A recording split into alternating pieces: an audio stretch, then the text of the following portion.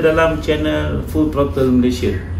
Okay, sebelum ni kita bersembang berkenaan dengan Kap Chai antara persaingan antara Suzuki Yamaha dari Suzuki Best, Yamaha Sport, SS, RG, SS2, dan selepas tu inilah dia respon daripada Suzuki mengeluarkan Suzuki RGV 120 selepas Yamaha mengeluarkan Yamaha SS2 Racing Spirit dan Dual Clutch tu lah.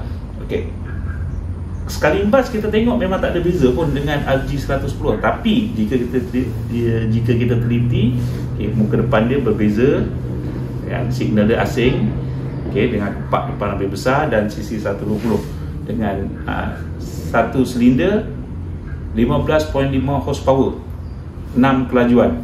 Okay, satu Kap Chai yang datang dengan 6 kelajuan sama dengan kelajuan RXZ dan Suzuki Panther Gamma. Saya rasa ini adalah mungkin kemuncak persaingan antara Suzuki dan Yamaha di dalam sektor Kap Chai. Okay. Yang menariknya, Suzuki RGV ni selepas mendominasi jalan raya dan mendominasi lita Kap Chai Capri Malaysia, dan macam biasalah legend kita punya legenda pemotoran Wazir Hamid pun menguasai Asia dengan RGV 120.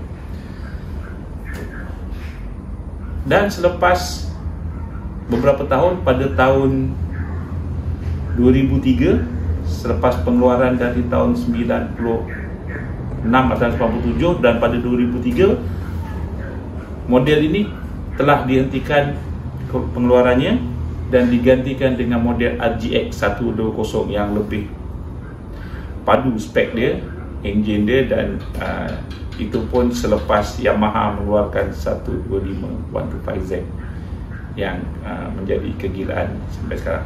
Dan seperti yang kita tahu, model RGV 120 ni adalah menjadi buruan pengumpul motosikal daripada Vietnam dan boleh mencecah harga puluhan ribu sampai 80,000, 70,000 kalau motor tu NOS yang belum bergerak di atas jalan raya, mungkin lebih tinggi lagi nilai dia bergantung pada motor.